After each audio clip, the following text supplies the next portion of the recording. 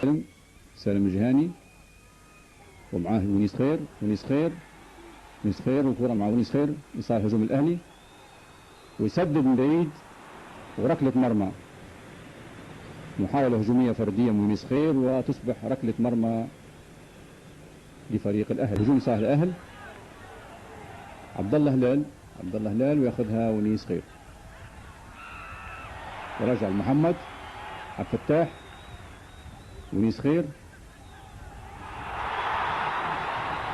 وعبد الكريم خير. هجوم صالح الأهلي ومصباح شنقط. محمد بشاري لعبد الكريم خير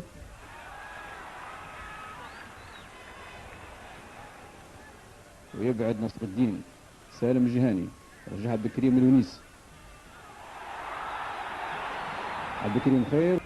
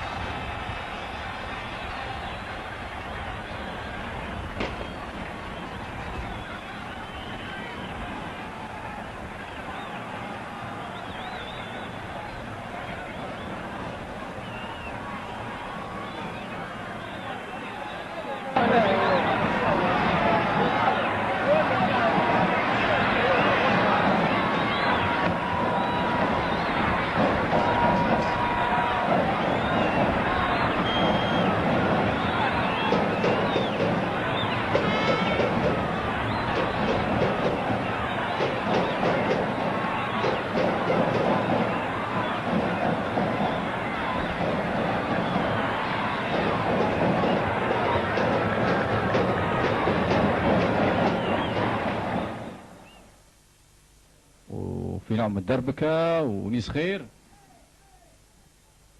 يبعد عيل بشاري. ونيس خير ونيس خير في محاولة هجومية فردية ومحاولات فردية. انقطعت الكرة ورجعت لفريق الأهل.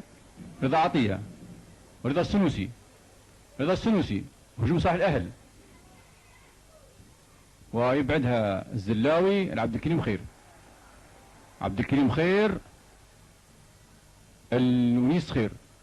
ونيس خير وفي نوع من السرعة في الهجمات بالنسبة للفريقين. وكرة مرفوعة وركلة مرمى.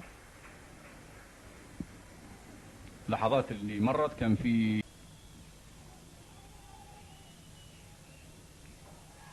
أعلن حكم المباراة حكم الدولي محمد محمود انتهاء لقاء الأهلي والأهل بتفوق فريق الأهلي بهدف مقابل لا شيء، جاء في الدقيقة 38 من الشوط الأول عن طريق اللاعب رمضان البرناوي. واللقاء الثاني بين الفريقين سيكون يوم الثلاثاء القادم، والفائز في مجموع اللقاءين سيتأهل لنهائي مسابقة جماهيرية لعام 84-85. لاعبو الفريقين يتصافحان عقب هذه